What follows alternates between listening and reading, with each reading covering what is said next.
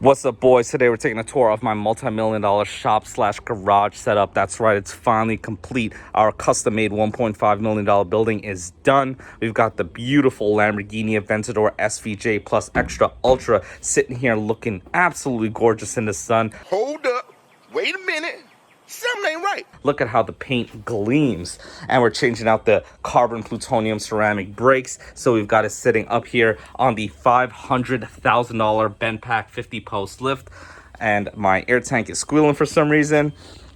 Anyways, Snap-on heard we were doing a crazy garage build, so they're like, don't worry guys, we're gonna hook you up with the family friends discount. They gave us $50,000 off this $10 million box. So it was 9.9 point, oh god, math bad, $9,950,000 for this beautiful crap-on box. I'm sorry guys, I've been calling it a Snap-on the whole time. It's actually a crap-on box. So 9.95 million for this sucker, looking absolutely gorgeous. Over here we've got the Snap-off box. This is a sister company to Crap-on, and they are selling this $500,000 box, and they said, since you guys bought this one, we're going to give you $20 off this $500,000 box. But they fully loaded it up with Cinnamon Toast Crunch, so I cannot be mad at all. And then they were like, hey, you might need the Shat-on box also from our other sister company. This one was the cheapest. It was only $300,000, but they gave us a $20 off too, so pretty happy with that whole setup there. We're pretty happy with the way everything's been working, just generally speaking. And if you haven't caught on by now, this has all just been a joke. I've been drinking that Haterade, and I'm trying to poke a little bit of fun at these bigger YouTubers. I've loved their beautiful big setups, but in reality, this is what a normal guy like me can afford. This is a $5,500 setup. You're not hearing wrong. $5,500 for everything you see here. $1,700 for a building I built by myself 3 years ago. I'll put a link down below to show you guys how I did it. And then $2,500 for the toolbox setup. And then $1,300 for the lift system setup. And that's the quick and dirty tour. If you guys want the real tour, stay tuned after the intro, and then we're going to get into a full tour of what's going on here.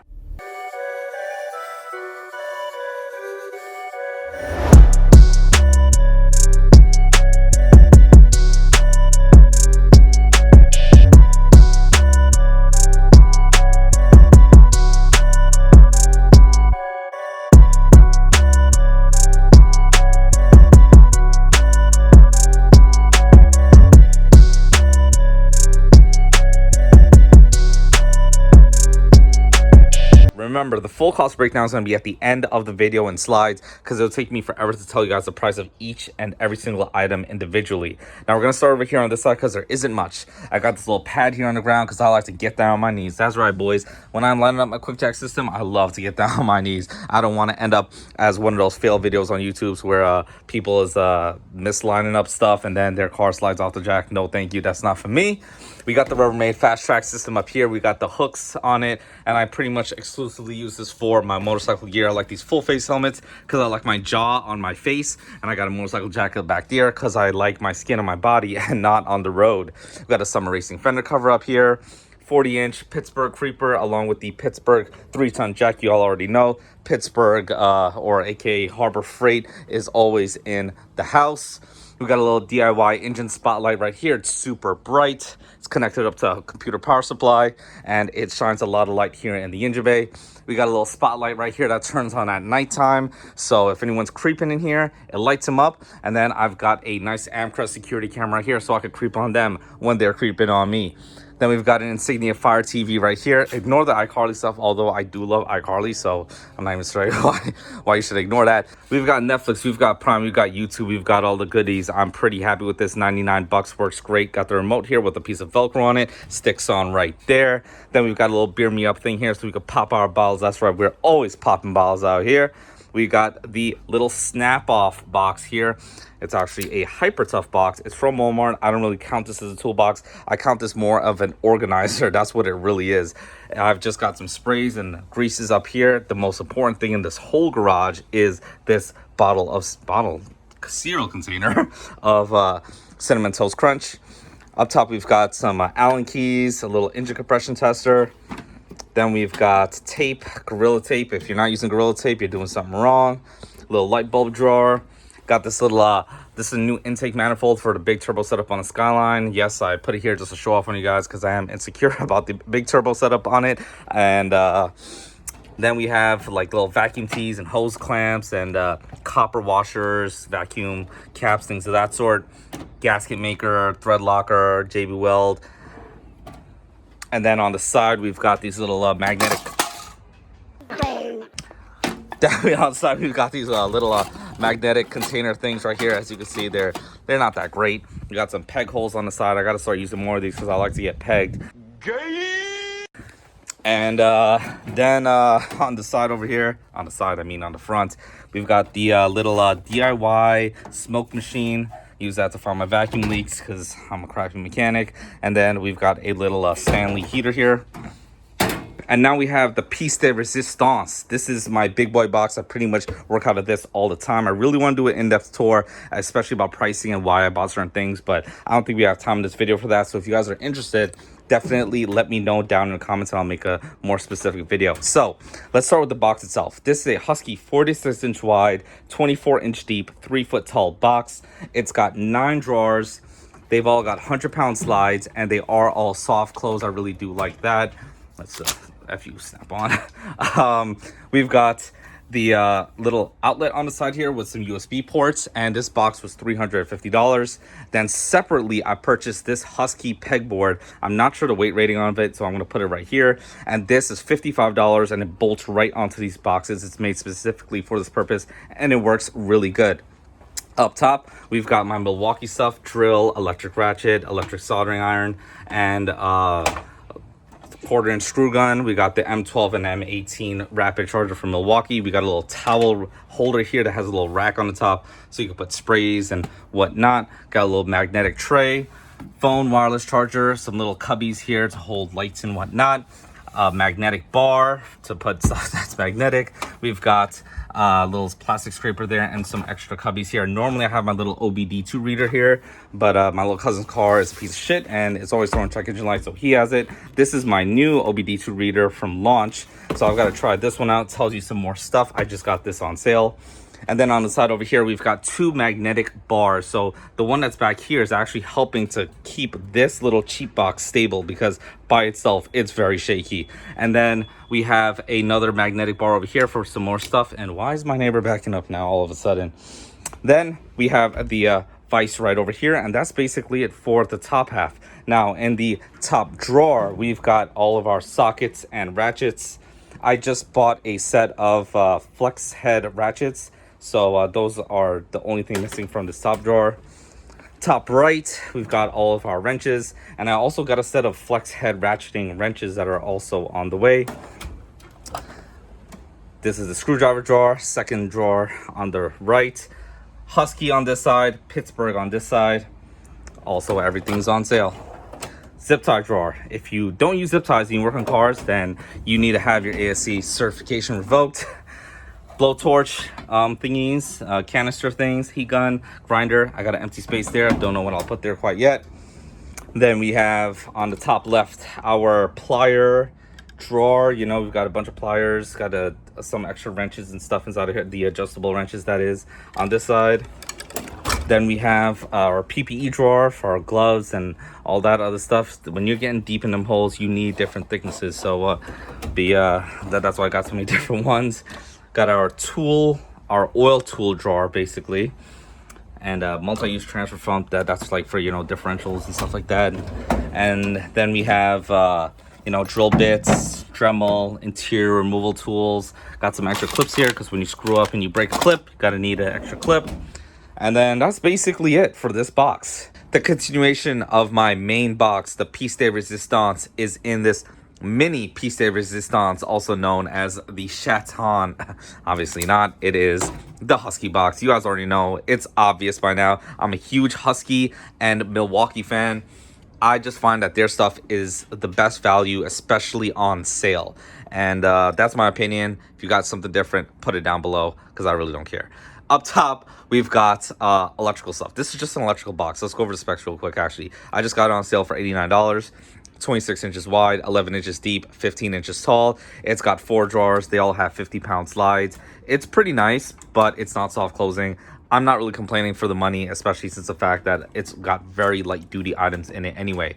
Up top, we've got voltmeter, wire spools, extra M12 charger. Then we've got electrical tape. There's supposed to be more electrical tape here, but it's in my work bag. And then we've got some clips. Then we've got connectors of all shapes and sizes. These are all cheap connectors. I have nicer ones that I need to put in here. I like the fact that I could have them all open, because before I had all of this stuff inside of here just in the bottom drawer of that, and it did not look very good, and it was very messy if I had to get to something. So now everything is nice and open, easily accessible. And in the third row here, we've got fuses, heat shrink, and a few extra connectors. Bottom drawer has the tools, so you know, our soldering iron, wire stripper, solder and flux and whatnot. The only electrical tool that's not in here is the cordless Milwaukee Milwaukee soldering iron. The only reason I have it here is strictly because it looks cool. I could put it over there, but this looks so much nicer to have all my Milwaukee stuff in one spot. I am a poser. Anyways, that's pretty much it for the toolbox setup.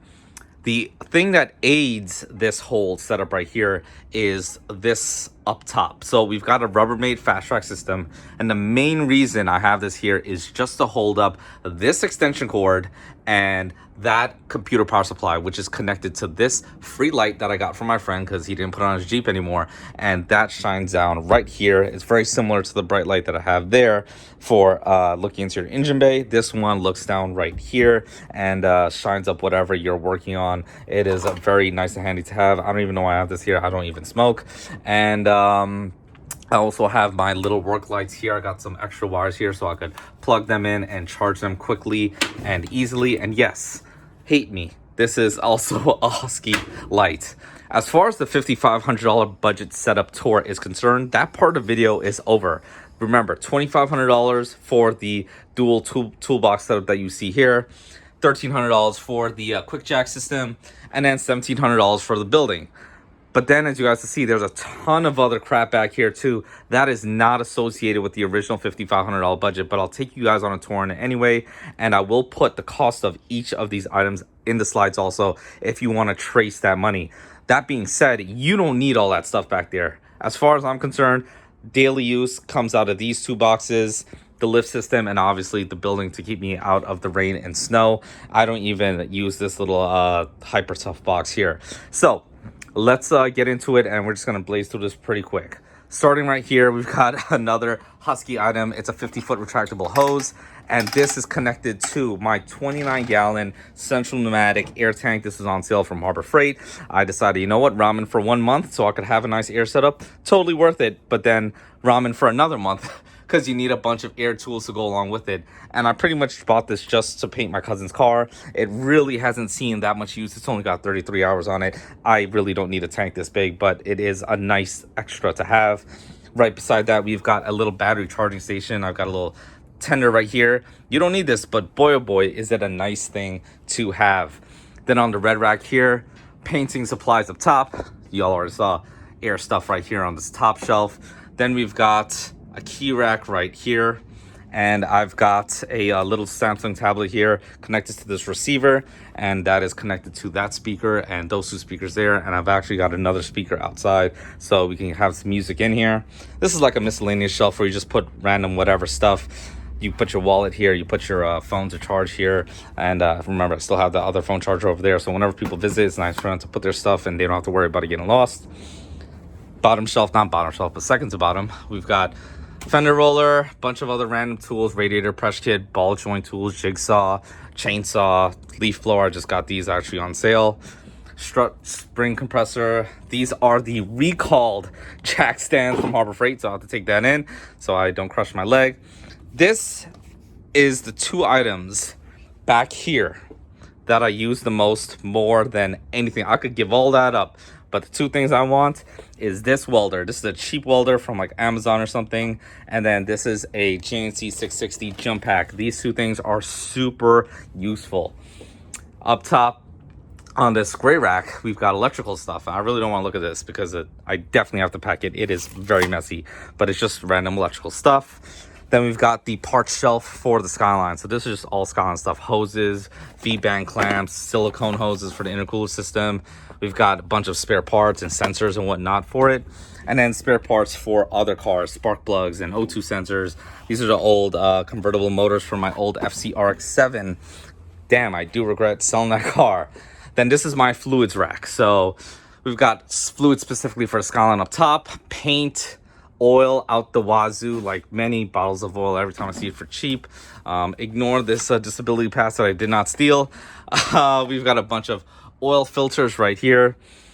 Then a bunch of extra fluids, and probably the most important one here, this ketchup. Definitely need that when you're working in the shop, or the bone sucking sauce. I was about to say so you get that good suck, but I'm gonna leave that alone.